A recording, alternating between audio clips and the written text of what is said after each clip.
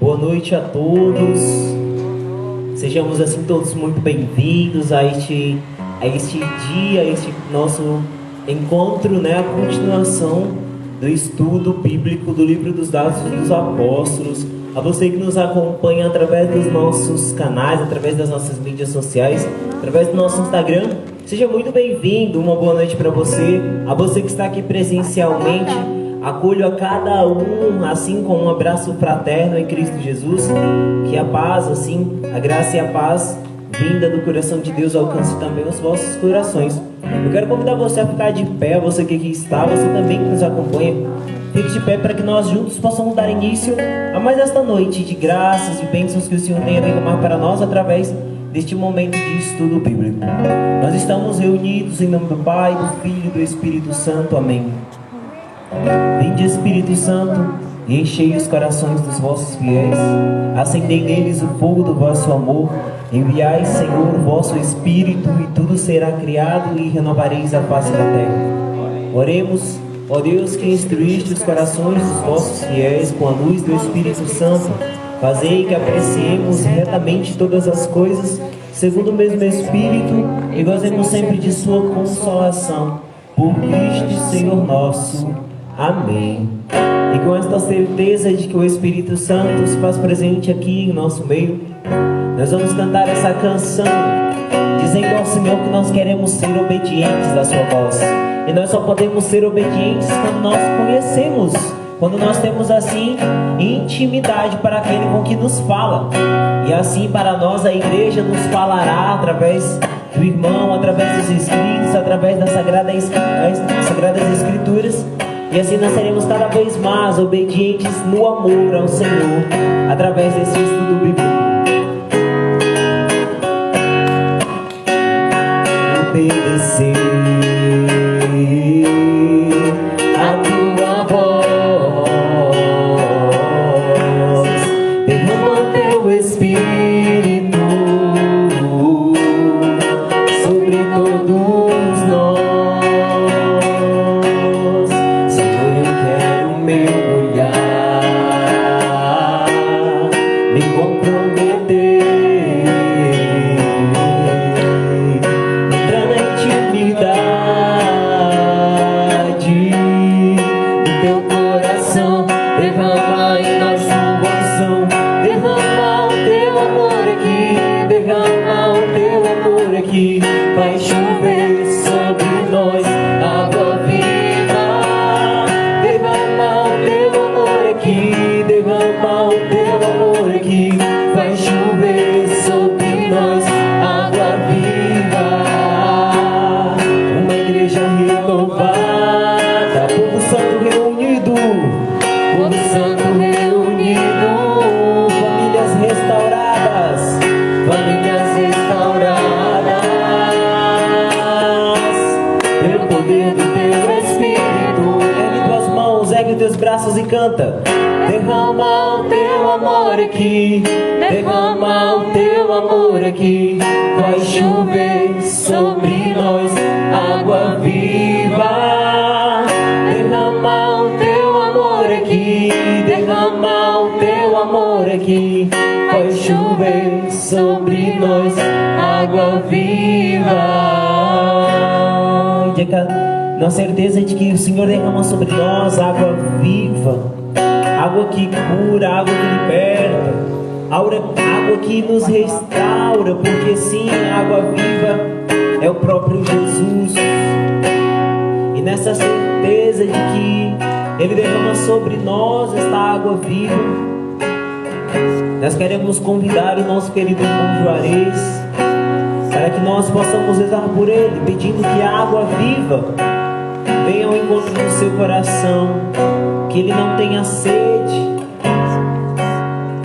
e que assim cada vez mais, pela ação do Espírito Santo, ele também seja aquele que dá de beber ao povo de Deus, através do seu chamado, através da sua vocação. Estende os teus braços, estende as tuas mãos agora em direção ao nosso querido irmão. Rezemos juntos por ele esta Ave Maria, pedindo que a Virgem Santíssima interceda por ele cada vez mais, e que tudo que ele falar hoje através deste estudo bíblico, através deste momento, seja fecundo em nossos corações e gere muitos e muitos frutos. Ave Maria, cheia de graças, o Senhor é convosco.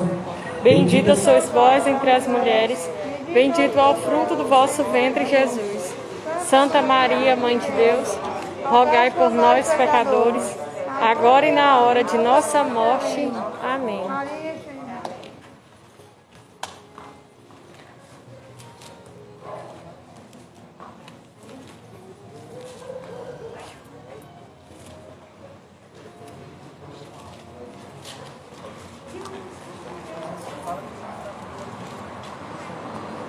Louvado seja nosso Senhor Jesus Cristo. Para sempre seja louvado.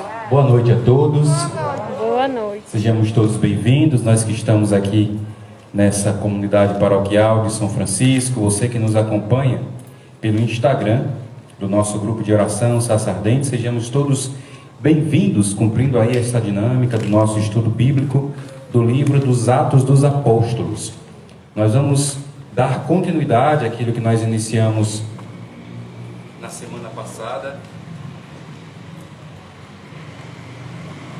semana passada, mais propriamente dita, sobre o autor. Nós vimos que o livro dos Atos dos Apóstolos é o mesmo autor do Evangelho, São Lucas. Lá no início, nos Atos dos Apóstolos, o autor, ele conversando com Teófilo, ele diz: nesse meu segundo tomo, quis continuar a descrição acerca daquilo que fez Jesus na terra. No Evangelho, Lucas, ele vai conversar propriamente, ele vai falar diretamente sobre quem é Jesus. Pode sentar, viu? Senão a senhora vai ficar cansada. Sobre quem é Jesus de Nazaré. Porque essa é a missão dos evangelhos. Os evangelhos, de todos os livros da Bíblia, os evangelhos são aqueles que falam diretamente. A gente vai conhecer a pessoa de Jesus de Nazaré. Irmão, e as cartas, e o livro dos Atos dos Apóstolos e Apocalipse? Ok, todos os livros do Novo Testamento, eles vão falar dos atos pós-pascais de Jesus, ou seja, do efeito Jesus no mundo, ou seja, da igreja. Então os evangelhos falam diretamente sobre quem é Jesus. Vão falar vários aspectos, né? Jesus missionário, Jesus que fala aos gentios, Jesus que fala aos judeus. Cada evangelho, ele tem a sua característica para apresentar acerca da pessoa de Jesus de Nazaré. E aqui, o segundo tomo, ou segundo livro, ou segunda parte dos escritos de Lucas, que é os Atos dos Apóstolos, vai dar continuidade àquilo que Jesus inaugurou, aquilo que o próprio Jesus iniciou. E quem é que dá continuidade aos atos de Jesus? A igreja. Os apóstolos, exatamente. Igreja, apóstolos. Quero aproveitar aqui e já iniciar falando, é uma questão sobre a igreja. Nós aprendemos, né, na teologia, nos estudos teológicos, a gente aprende que há duas formas de se falar de igreja. Igreja com I maiúsculo e igreja com I minúsculo. Quando nós falamos de igreja com I maiúsculo, nós estamos falando dos pastores e do rebanho, de toda a igreja, de todo o povo de Deus.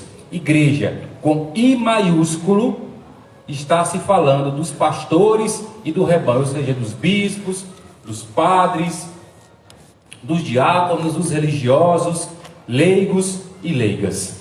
Quando se fala em igreja com I minúsculo, está se falando da hierarquia da igreja.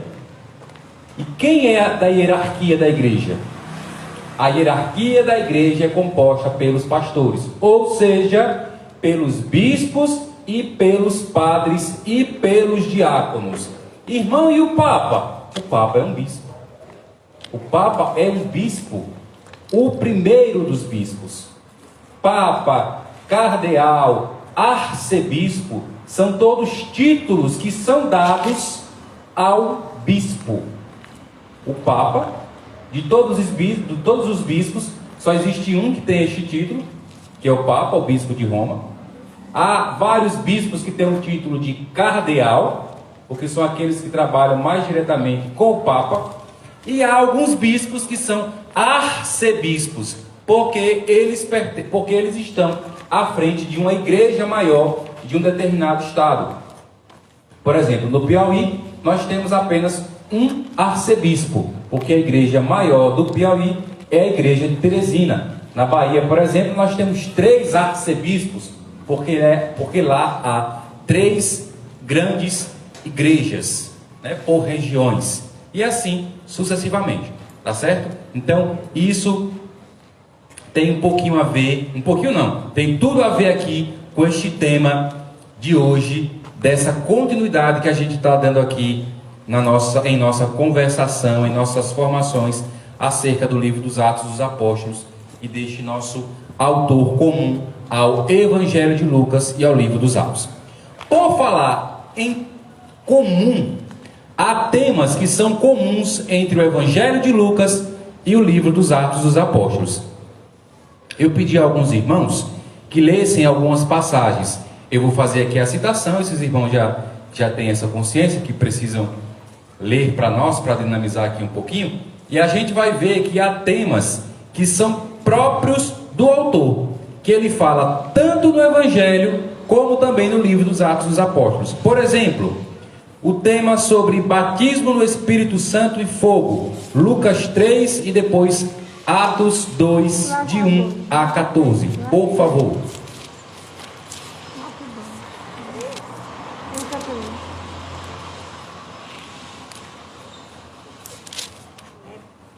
Lucas 3, 16. Ele tomou a palavra dizendo a todos: Eu vos batizo na água, mas eis que vem outro mais poderoso do que eu, a quem não sou digno de lhe desatar a correia das sandálias. Ele vos batizará no Espírito Santo e no fogo. Atos 2, de 1 a 14. Chegando o dia de Pentecostes, estavam todos reunidos no mesmo lugar. De repente veio do céu um ruído como se soprasse um vento impetuoso e encheu toda a casa onde estavam sentados. Apareceu-lhes então uma espécie de línguas de fogo que se repartiram e pousaram sobre cada um deles.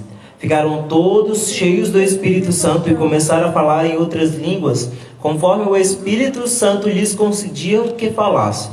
Achava-se então em Jerusalém judeus piedosos de todas as nações que há debaixo do céu. Ouvindo aquele ruído, reuniu-se muita gente e maravilhava-se de que cada um os ouvia falar na sua própria língua. Profundamente impressionados, manifestavam a sua admiração. Não são, porventura, galileus todos estes que falam? Como então todos nós os ouvimos falar, cada um em nossa própria língua materna? Partos, medos, elamitas, os que habitavam a Mesopotâmia, a Judéia, a Capadócia, o Ponto, a Ásia, a Frígia e a Panfilha, o Egito e as províncias da Líbia, próximas a Cirene, peregrinos romanos, judeus ou prosélitos, cretenses e árabes, ouvimos-los publicarem em nossas línguas as maravilhas de Deus. Estavam, pois, todos atônitos e sem saber o que pensar. Perguntavam uns aos outros: que significam estas coisas? Outros, porém, escarnecendo, diziam: estão todos embriagados de vinho doce.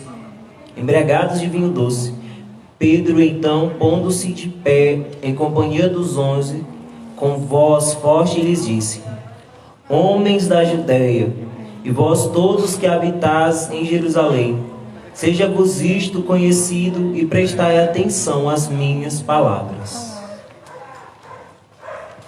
Ok. Descida do Espírito. Atos 11, 16. Atos 11, 16.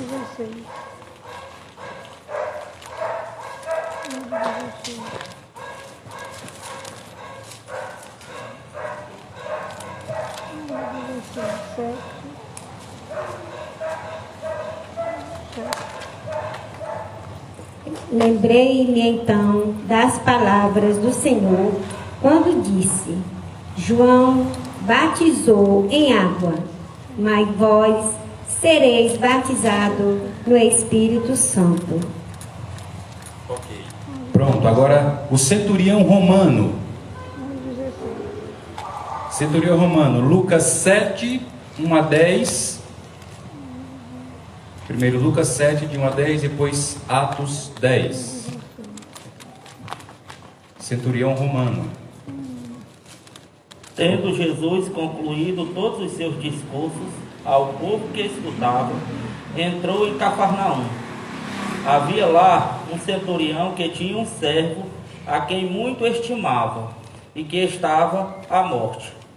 Tendo ouvido falar de Jesus, enviou-lhe alguns anciãos dos judeus, rogando-lhe que o viesse curar. Aproximando-se eles de Jesus, rogavam-lhe encarecidamente: ele bem merece que lhe faças este favor, pois é amigo da nossa nação. E foi ele mesmo quem nos edificou uma sinagoga. Jesus então foi com eles, e já não estava longe da casa, quando o centurião lhe mandou dizer por amigos seus: Senhor, não te incomodes tanto assim, porque não sou digno de que entres em minha casa. Por isso, nem me achei digno de chegar-me a ti, mas dizer-te somente uma palavra, e o meu servo será curado. Pois também eu, simples, subalterno, tenho soldados a minhas ordens, e digo a um: vai ali, e ele vai, e a outro: vem cá, e ele vem, e ao meu servo: fazer isto, e ele o faz. E voltando-se para o povo, ouvindo essas palavras, Jesus ficou admirado, e voltando-se para o povo que eu ia seguindo, disse: em verdade vos digo, nem mesmo em Israel encontrei tamanha fé. Voltando para a casa do centurião, os que haviam sido enviados encontraram o servo curado. Pronto, agora Atos 10, de 1 a 4. Atos 10, de 1 a 4. Havia em Cesareia um homem por nome Cornélio, centurião da corte, que se chamava Itálica. Era religioso. Ele e todos os de sua casa eram tementes a Deus. Davam muitas esmolas ao povo e orava constantemente.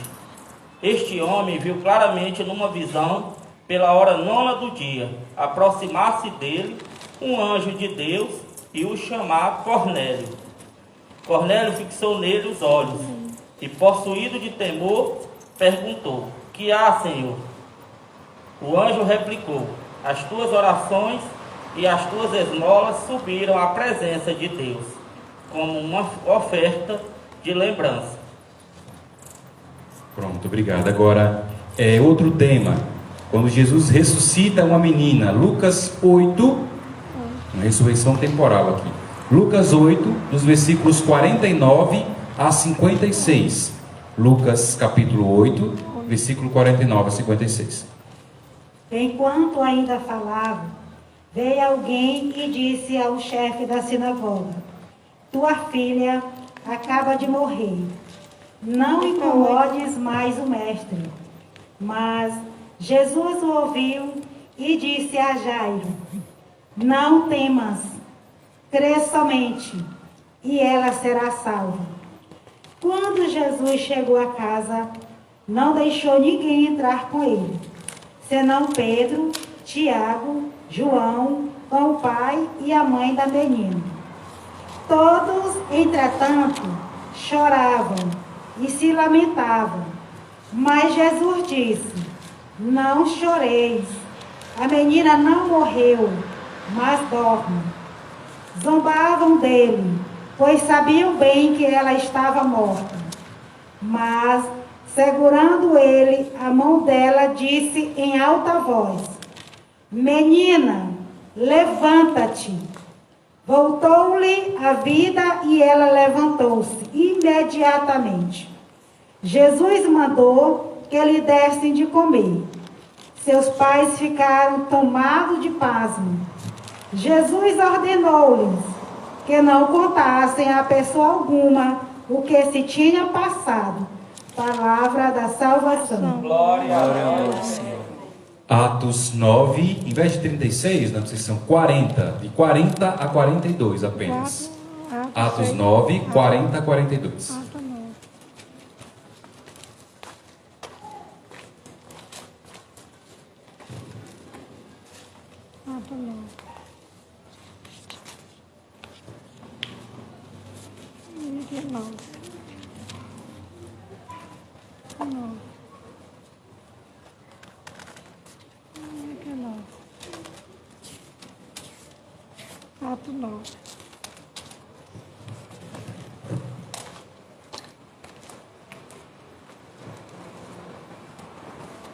Então, tendo feito todos saírem, pôs-se de joelhos e orou.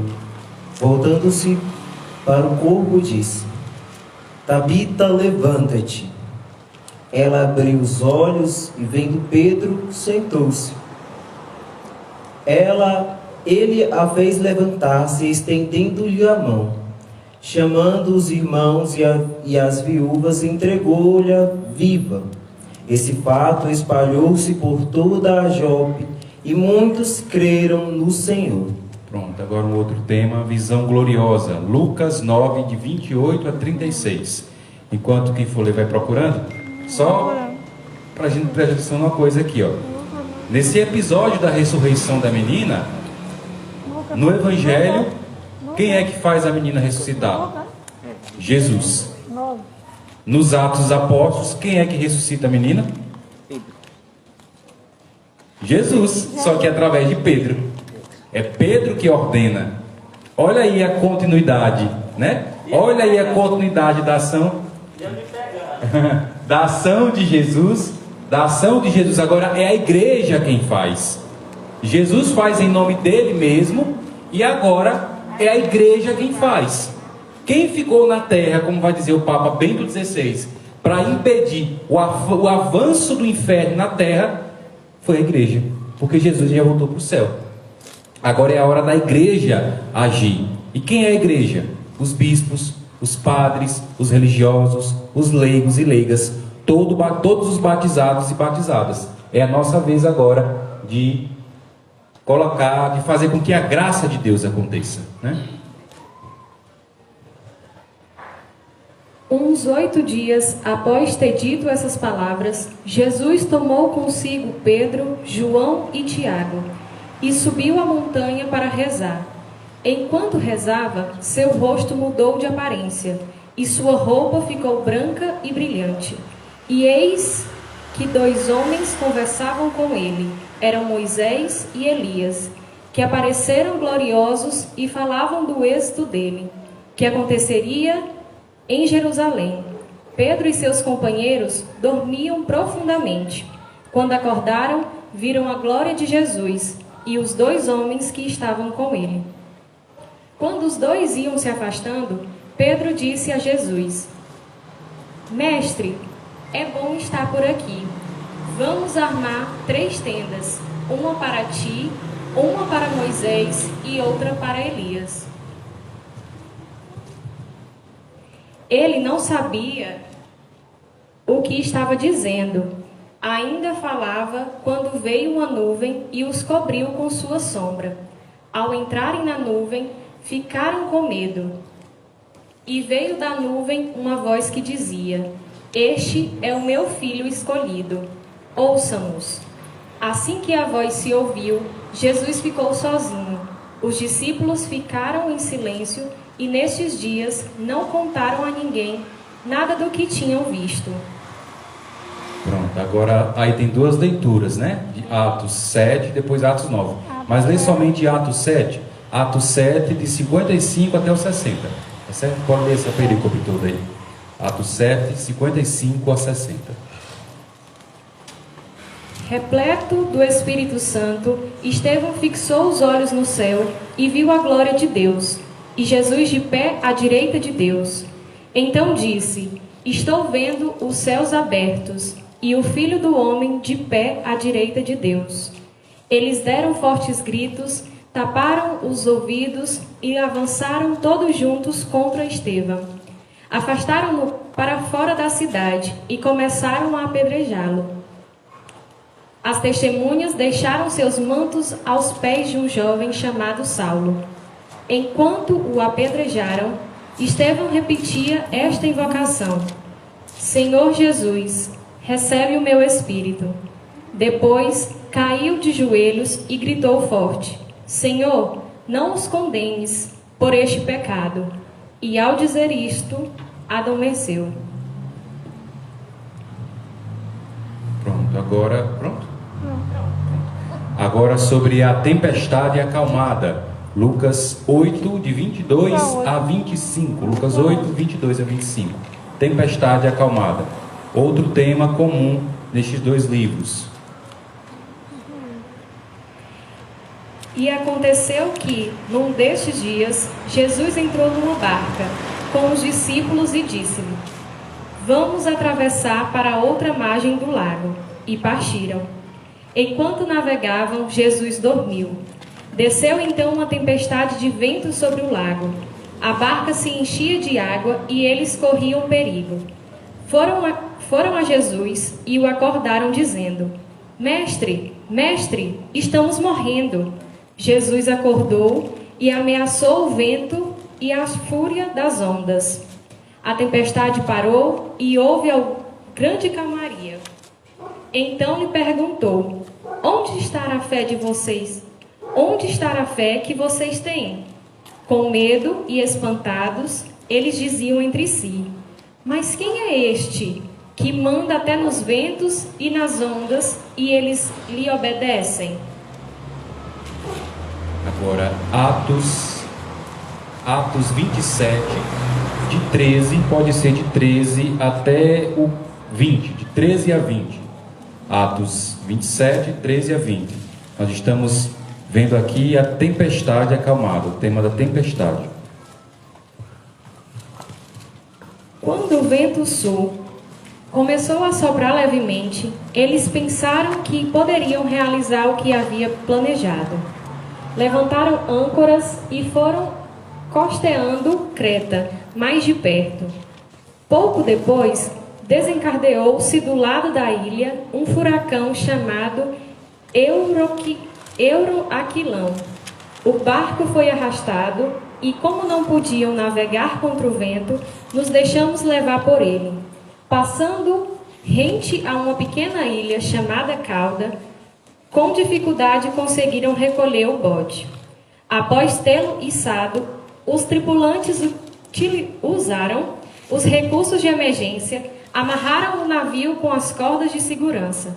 Porém, com medo de encalhar em Site, solicitaram a âncora e continuaram sem direção.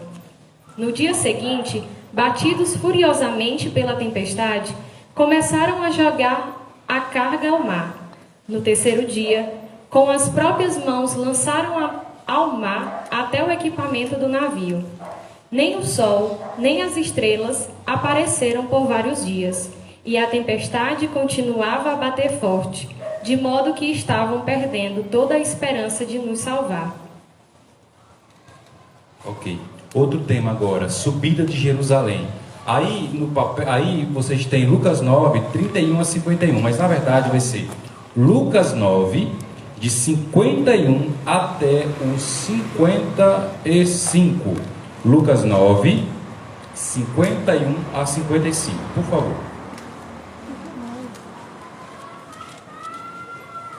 Aproximando-se o tempo em que Jesus devia ser arrebatado deste mundo, ele resolveu dirigir-se a Jerusalém. Enviou diante de si mensageiro que, tendo partido, entraram em uma povoação dos samaritanos para lhe arranjar pousada. Mas não o receberam, por ele dar mostra de que ia para Jerusalém. Vendo isso, Tiago e João disseram: Senhor, queres que mandemos que desça fogo do céu e os consuma? Jesus voltou-se e repreendeu severamente: Não sabeis de que o Espírito sois animado, Só, irmão. Isso, só. Obrigado. Agora lê, por favor, ainda sobre a subida de Jerusalém, né? Atos 19, só o versículo 21. Atos, capítulo 19, versículo 21. Sobre a subida de Jerusalém. Lembra que a gente falava, né, da importância de retornar ao lugar de origem, né, desse retorno. Por isso que é importante que os apóstolos retornem lá para Jerusalém, lugar de onde tudo começou. Atos 19, 21. Concluídas estas coisas, Paulo resolveu ir a Jerusalém, depois de atravessar a Macedônia e a Caio. Depois de eu ter estado lá, disse ele, é necessário que veja também Roma. Pronto, obrigado. Processo e morte de Estevão. Lucas 21, capítulo 21, versículo 15. Lucas, capítulo 21, versículo 15. Depois, Atos 6, 10.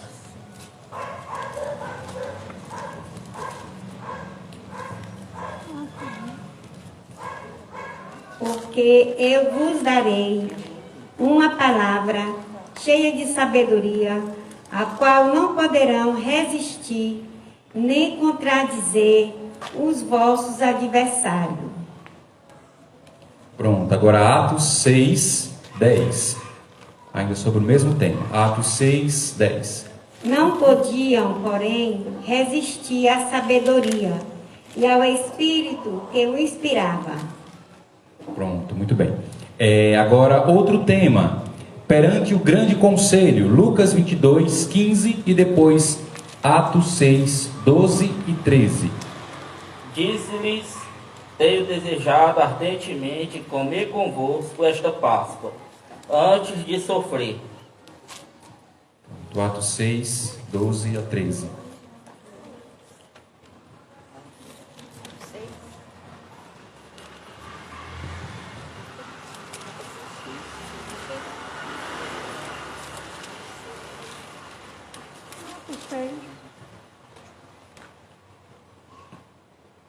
Quando bateu a porta de entrada, uma criada chamada Rode adiantou-se para escutar. Mal reconheceu a voz de Pedro, de tanta alegria, não abriu a porta, mas correndo para dentro, foi anunciar que era Pedro que estava à porta. Disseram-lhe: estás louca, mas ela persistia em afirmar que era verdade. Dizia eles: então é o seu anjo. Pedro continuava a bater. Afinal, abriram a porta, viram-no e ficaram atônitos. Eles, acenando-lhes com a mão, que se lhe calassem, contou como o Senhor o havia livrado da prisão. E disse: comunicai-o Tiago e aos irmãos. Em seguida, saiu dali e retirou-se para outro lugar. Pronto. O último tema aqui. Pede perdão pelos inimigos. Lucas 23, 34. E depois Atos 7, 60. Lucas 23, 34. E Jesus dizia: Pai, perdoa-lhes, porque não sabem o que fazem. Eles dividiram as suas vestes e a sortearam. Atos 7, versículo 60. Posto de joelhos, exclamou em alta voz: Senhor, não lhes leve em conta este pecado. A estas palavras expirou. Pronto, muito bem, obrigado a todos.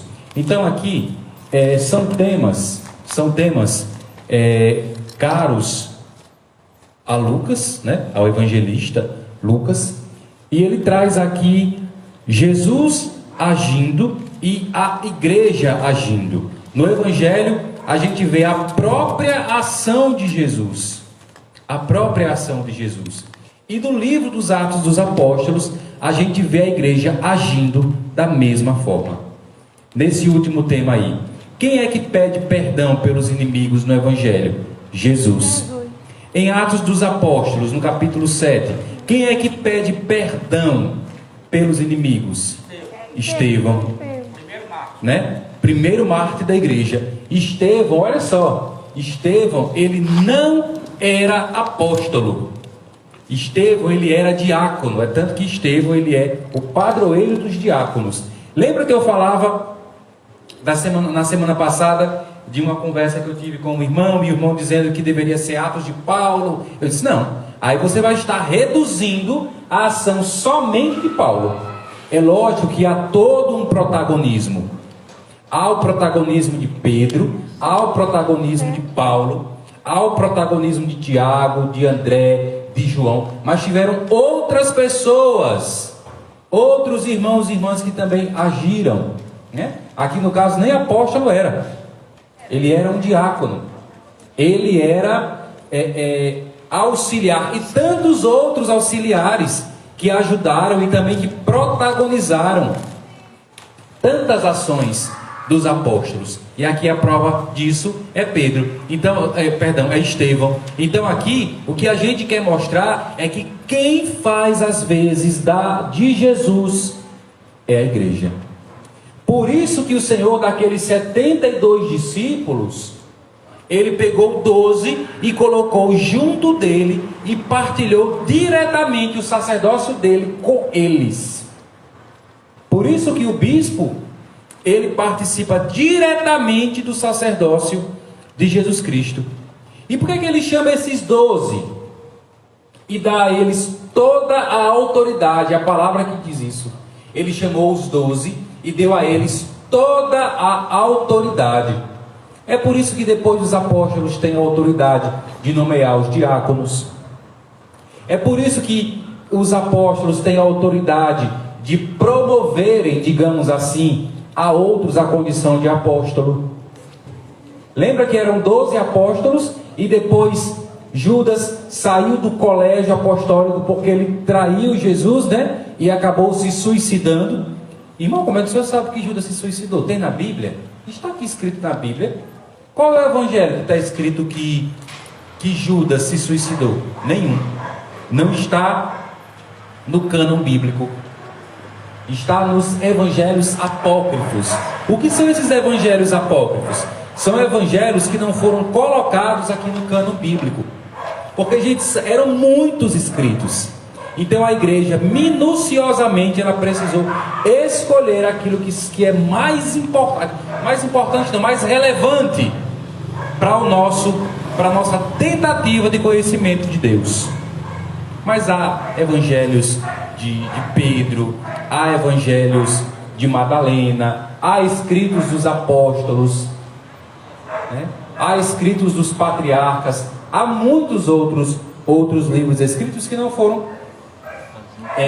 vieram aqui para o cano. Aí vai dizer o apóstolo João na sua terceira carta que não haveria papel e tinta suficiente para descrever os feitos do Senhor na terra, né? Então a Sagrada Escritura, ela contém essa Bíblia que você está aí na sua mão, que foi trabalhada durante anos e anos e anos para chegar a esta compilação. Ela contém aquilo que é o essencial para a nossa experiência de fé. Mas, por favor, a vida de Jesus, a história do povo de Deus, porque aqui, o que é a Sagrada Escritura? É a história de Deus com o seu povo. Desde lá, com os patriarcas, os profetas, os reis, os juízes, chegando aos apóstolos, a Jesus e aos apóstolos. Aqui é a história de Deus com o seu povo, que vai culminar em Jesus e vai culminar na igreja, porque Jesus, ele é a revelação plena do Pai, e ele quis partilhar isso com a igreja. Por isso que há a sucessão ininterrupta dos apóstolos.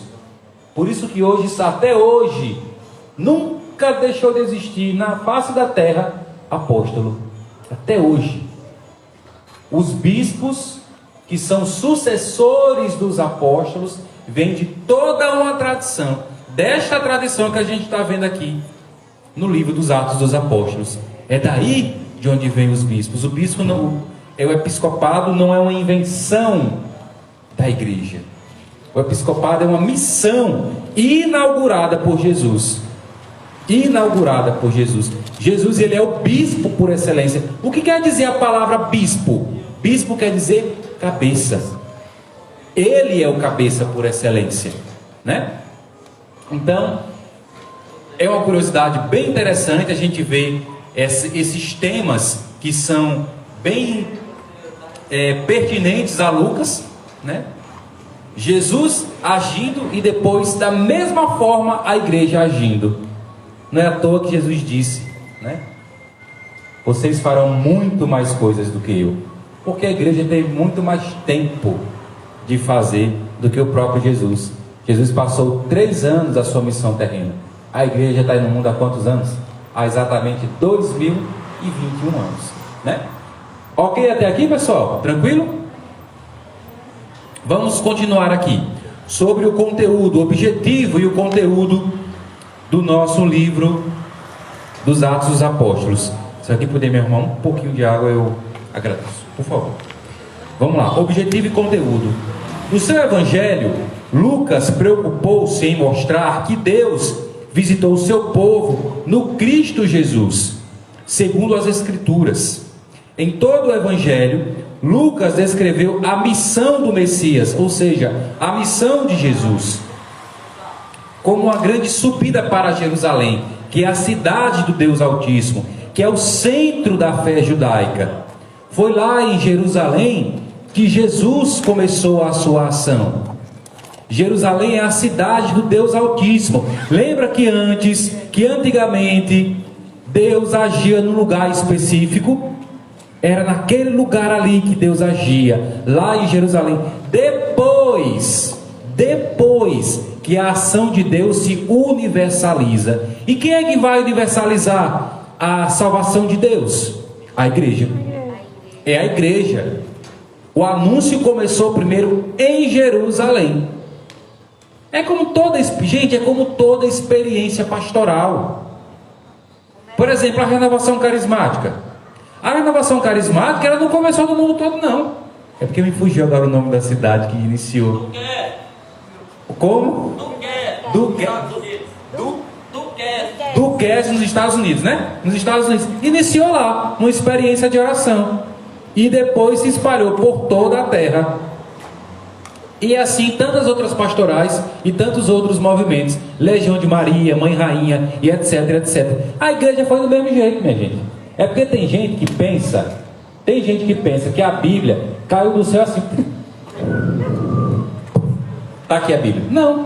Gente, a Sagrada Escritura, já falei e repito, é uma experiência de Deus com o seu povo. E que foi testemunhada aqui. Os apóstolos foi vendo a necessidade de se escrever o que acontecia para ficar para gerações futuras. Entende? Então tudo é uma experiência. Deus, ele é uma pessoa.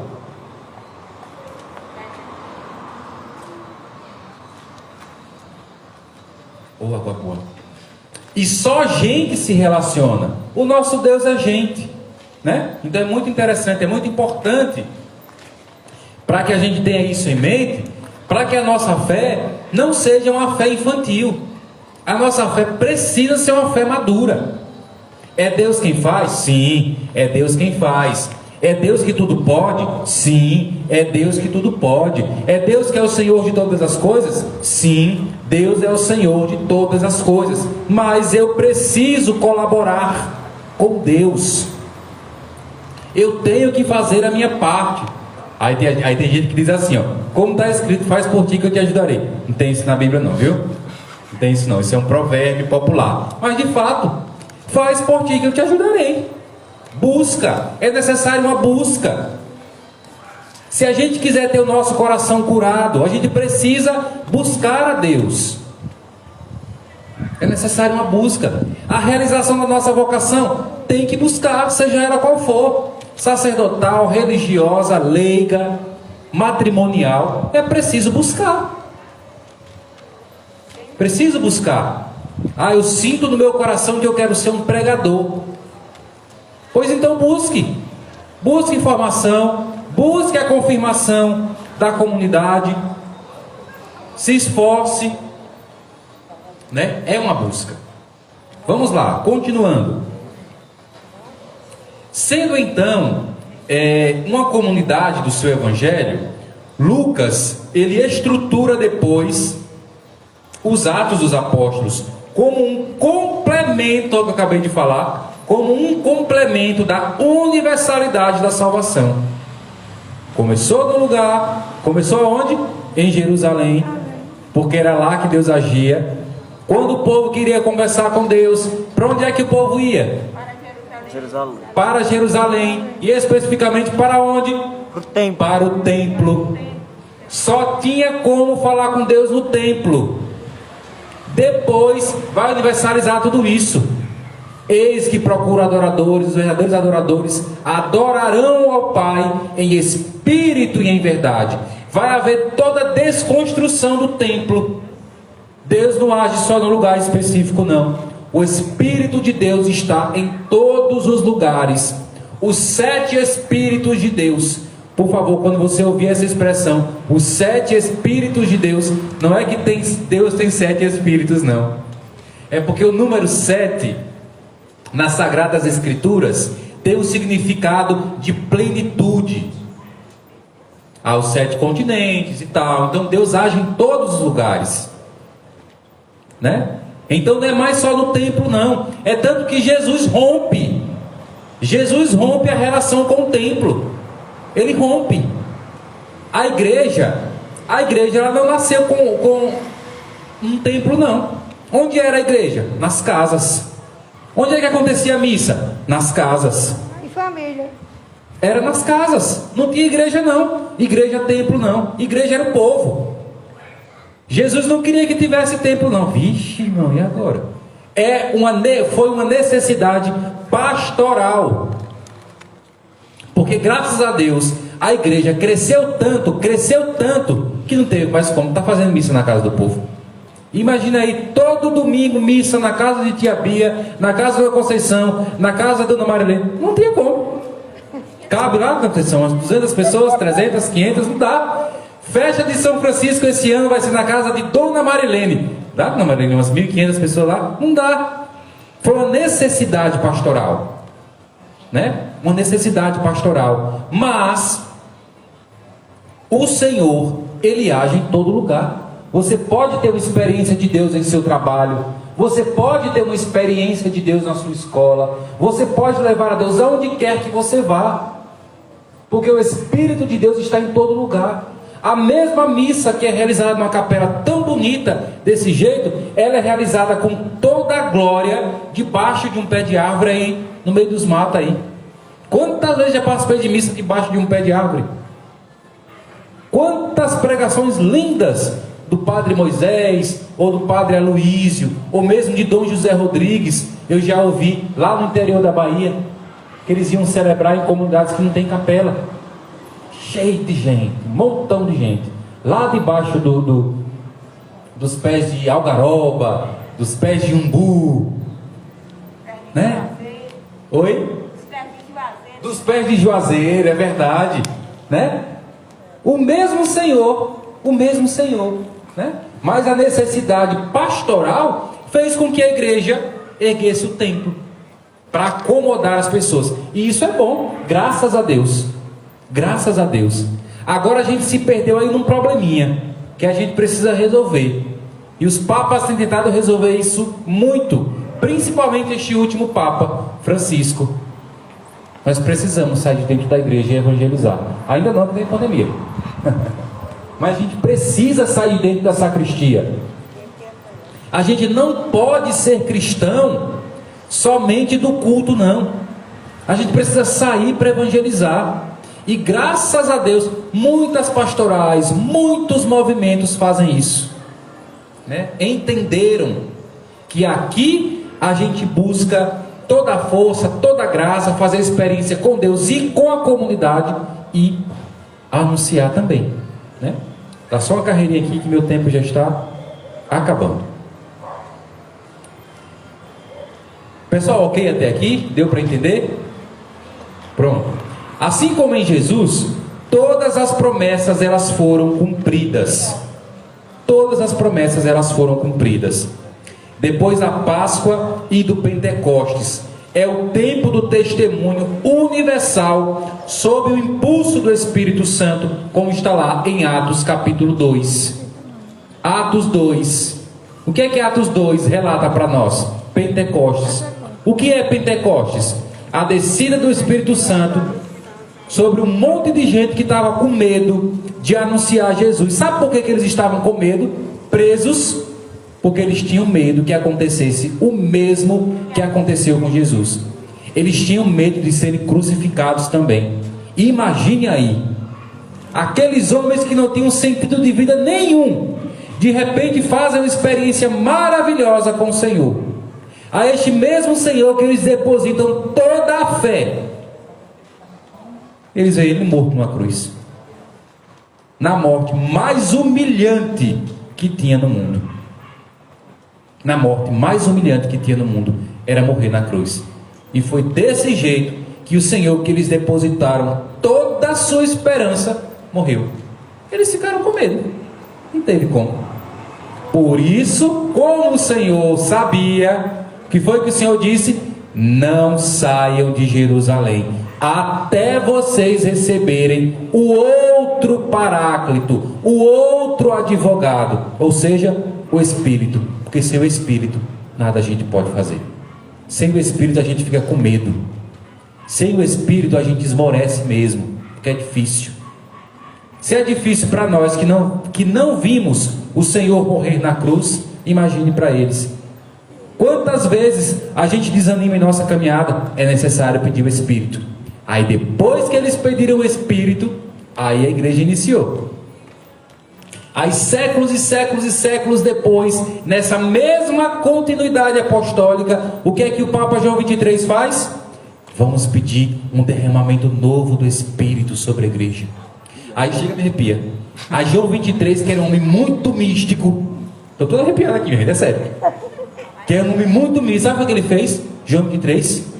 Gente, se vocês não assistiram o filme sobre o Papa São João 23, assistam. João 23 mandou que se abrissem todas as janelas e portas do Vaticano. Abram tudo. Tudo. Vamos deixar que o Espírito sopre sobre essa igreja. Sopre sobre essa igreja. Tem teólogos bíblicos que detestam essa expressão. Essa expressão que eu vou usar aqui agora. Porque a igreja é uma máquina velha. E uma máquina antiga, ela precisa estar o tempo todo sendo renovada. Obrigado. Renovada. Como a gente faz com o carro? O que a gente faz com o carro? Que levar o carro para manutenção.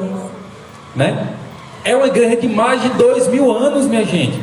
Não é uma igreja de 100 anos. A nossa igreja, a igreja católica, não tem 100 anos.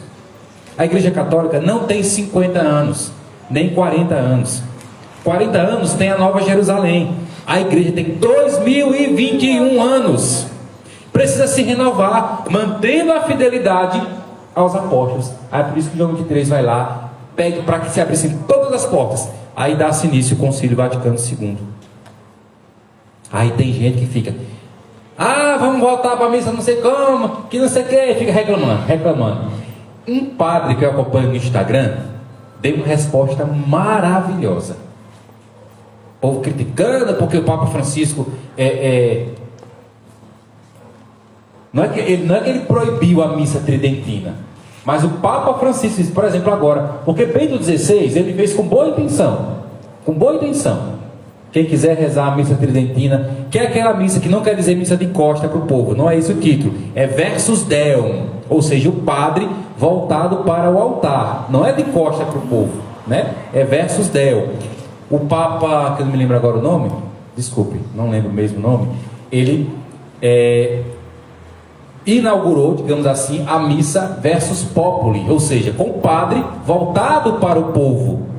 Gente, imagina aí, se até hoje a missa fosse, só essa missa assim, com o padre ali de costas, rezando e tal, e em latim: Pater noster qui et in cielo sanctificetur nomen tuum, adveniat regnum tuum. O que é que eu disse? Só o padre sabe. Só o padre que sabe. Alguns religiosos sabem. Nem todo seminarista sabe latim. Nem todo padre sabe latim. E aí? Né? Tá vendo? Nem todo mundo sabe. Então foi o que o Papa fez. O Papa Bento XVI, olha, quem quiser rezar, assim pode rezar. Só que aí, como a gente sabe, né, família é uma bênção de Deus, né? Acabou tendo fechamento, o povo começou a entender mal. O Francisco vai dizer, bora ajeitar esse negócio aqui. Para ter missa agora, tem que pedir ao bispo local. Não é assim não. Eu sou padre, eu posso vir aqui rezar a missa em latim.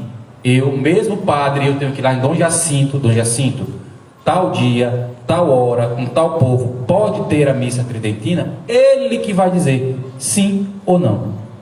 Imagine aí, minha gente, eu sou padre, vigário da paróquia Imaculada Conceição. Aí eu venho aqui, vigário não, pároco, porque quem manda é o pároco, né? Sou pároco, venho aqui, pronto, da Conceição, a senhora coordenadora da comunidade, avisa aí que todo domingo, na missa das 17 horas, vai ser a missa do rito tridentino. Já pensou? Tá vendo? Então, Bento fez com boa intenção, mas só que muita gente não entendeu, e Francisco foi lá e... Vem cá, não é assim não. Bora ajeitar aqui esse negócio, porque o que a gente quer é evangelizar, o que a gente quer é alcançar mais e mais e mais e mais corações, né? Então, gente, acho que meu tempo acabou agora. Eu posso ter mais 10 minutos? Posso? Pronto, beleza aqui. Só para terminar esse tema aqui de hoje, para a gente não se atrasar. Vamos lá. Eu estava falando da igreja que não era templo, não é isso? E depois a igreja se tornou templo por uma necessidade pastoral. Ok.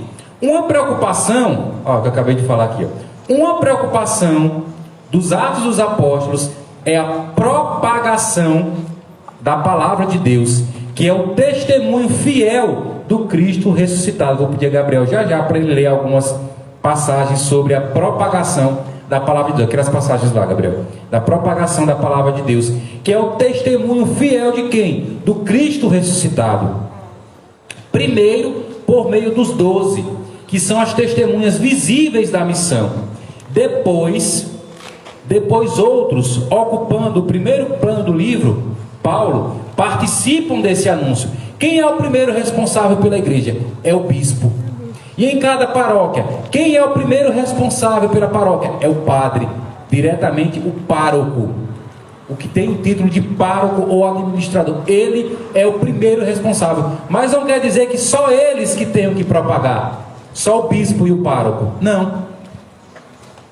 Os vigários, os religiosos, as religiosas, os leigos e leigas, todos nós. Imagina aí se numa paróquia só o padre, só o pároco pudesse falar da palavra de Deus. Vixe Maria, não ia dar certo não, meu filho. Não tem como. Por isso que hoje todos nós precisamos colaborar. Todos nós precisamos de fato assumir o nosso batismo. É lógico, em comunhão, sempre em comunhão com o bispo diocesano e com o pároco, sempre. Mas todos nós temos de ser anunciadores da palavra. Todos nós devemos tomar posse do nosso batismo, ok? Nos Atos dos Apóstolos, a iniciação cristã se dá em 2 etapas: no batismo, em nome de Jesus, para o perdão dos pecados, e a imposição das mãos para receber o Espírito Santo. Olha aí, os sacramentos iniciais da nossa caminhada, o batismo. Nós precisamos buscar o batismo, viver o batismo, buscar a confissão. Isso não é invenção da igreja não, isso é desde o princípio da igreja, é assim, desde o princípio. E a imposição das mãos dos apóstolos. O que quer dizer isso aqui? O crisma. Quem é que impõe? Quem é que tem a primeira missão de impor as mãos? O bispo. É pela imposição das mãos do bispo que vem o Espírito Santo. Quando Pedro, Tiago, João, André e os outros apóstolos impunham as mãos sobre a comunidade, o que acontecia? O Espírito Santo vinha. Por que que o Espírito Santo vinha? Porque eles são os vigários de Cristo. Eles são os vigários de Cristo. Depois, isso desde lá no princípio, eles começam, porque a igreja, graças a Deus, começou a crescer, a nomear auxiliares. Aí onde começa a iniciar os diáconos. Aí onde começa, a igreja vai crescendo, e vem as instituições religiosas, vem os religiosos e religiosas. O religioso é algo à parte, né? O religioso nem é da hierarquia da igreja e nem é leigo. O religioso está no meio. Está no meio ali para o bispo diocesano da minha diocese, Dom José Rodrigues, antigo bispo já falecido. Ele dizia que um religioso é um batizado que vive o seu batismo na radicalidade. Muita gente pensa que o religioso é da hierarquia da igreja, né? Mas o religioso está ali no meio, ali, ó, entre os padres e os bispos e os leigos. Ele não é nem é sacerdote, mas não é leigo. É aquele que nasceu. A vida religiosa consagrada nasceu para auxiliar, né? Para auxiliar e para ser luz também para os sacerdotes e para auxiliar, para pastorear os leigos. Olha como o dinamismo do Senhor, o dinamismo da igreja, ele é grande. Aí depois, o próprio Senhor foi suscitando no coração dos apóstolos que era necessário nomear outras pessoas também para impor as mãos. Aí, onde vem também a questão da vida religiosa consagrada, e tantos leigos e leigas, quantos batizados e batizadas, quantos irmãos e irmãs na renovação carismática, por exemplo, tem esse costume, tem até esse ministério, e a igreja reconhece. E aqui eu estou falando da igreja hierárquica. A igreja reconhece que há pessoas que têm o ministério de cura, que há pessoas que têm o ministério de cura, de libertação, de aconselhamento, de imposição de mãos, mas há situações,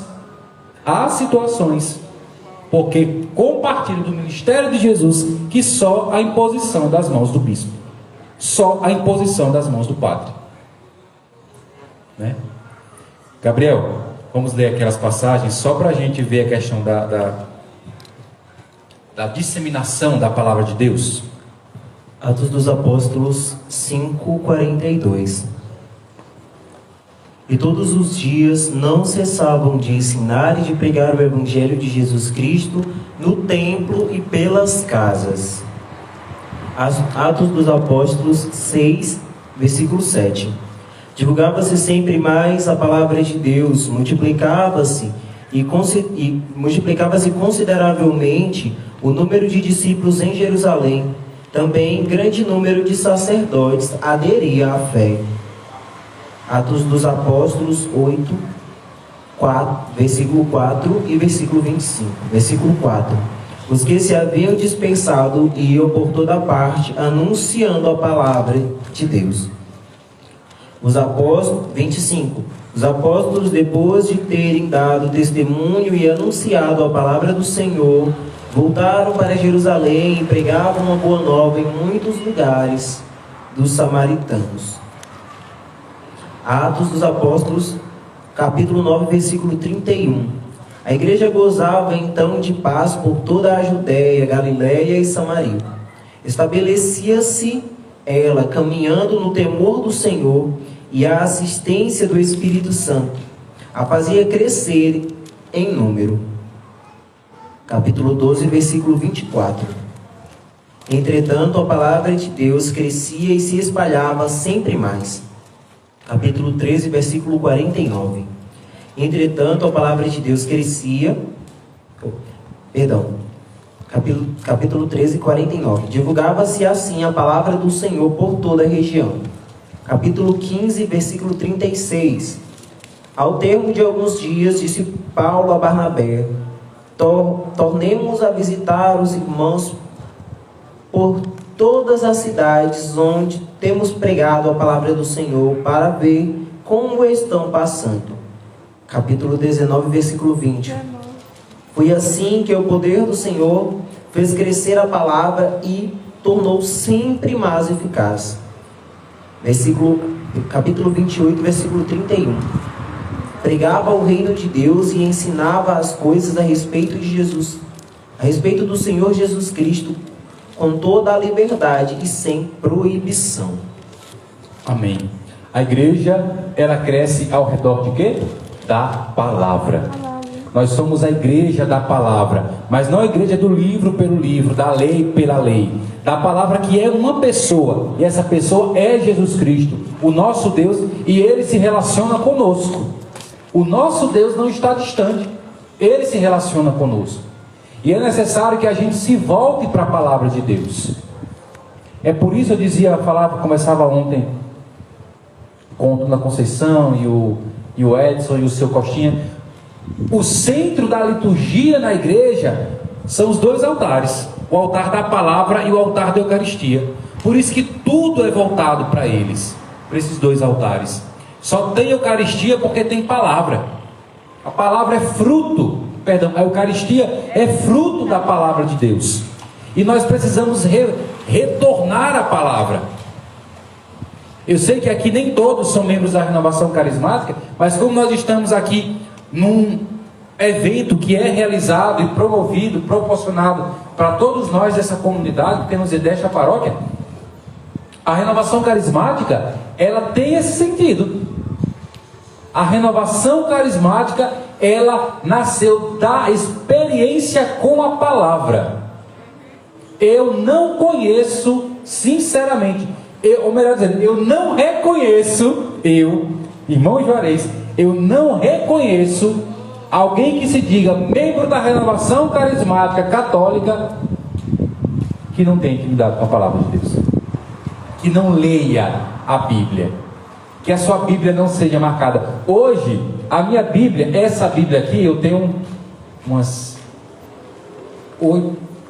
7 Bíblias, traduções diferentes, porque a gente precisa estudar todas as traduções. Digo os irmãos da Nova Jerusalém. Essa aqui é a mais riscada que eu tenho.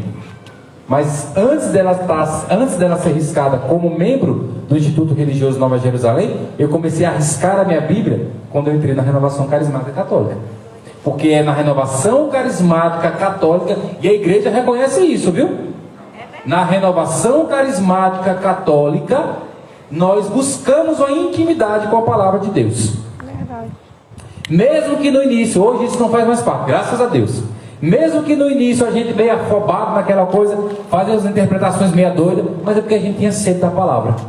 Aí, onde a própria renovação, por instrução dos bispos, começa, olha, vocês precisam estudar para que a tradução do que vocês estão lendo seja de fato, seja correta. Então, nós precisamos nos voltar para a palavra de Deus. Na próxima segunda-feira, nós vamos iniciar o nosso encontro com um tema muito pertinente nos Atos dos Apóstolos, que é o tema sobre a igreja, que é um tema, como a gente já viu hoje em pinceladas, é um tema que Lucas aborda assim com muito carinho. O que é a igreja? O que é ser igreja? Quem estava aqui no início, eu falava de igreja com I maiúsculo e de igreja com I minúsculo, né? Tem gente que pensa que igreja com I, igreja com I maiúsculo é a igreja católica, igreja com I minúsculo são as igrejas protestantes. Vamos ver se é isso mesmo, tá certo? No próximo encontro, com a graça de Deus, a gente dá continuidade à nossa formação. E você, se você puder, chega aqui às 6 horas para a gente estudar. Eu sei que não é um horário muito bom para muita gente por causa do trabalho, mas foi o único horário que o grupo de oração conseguiu para que a gente faça esse estudo. Mas outros estudos, com a graça de Deus, virão aí com outros horários melhores. Temos até propostas para as comunidades e vai dar certo, com a graça de Deus, tá bom? Você que nos acompanhou pelo Instagram do Grupo de Oração Sassardem, Deus abençoe e até a próxima segunda, com a graça de Deus. E assim, eu convido você a ficar de pé, você também que está em casa nos acompanhando, estenda as tuas mãos em direção ao nosso querido irmão Juarez, para que nós possamos rezar por ele uma Ave Maria, pedindo intercessão de nossa mãezinha do céu. Ele, como bem mesmo disse e nos ensinou, é o religioso, né?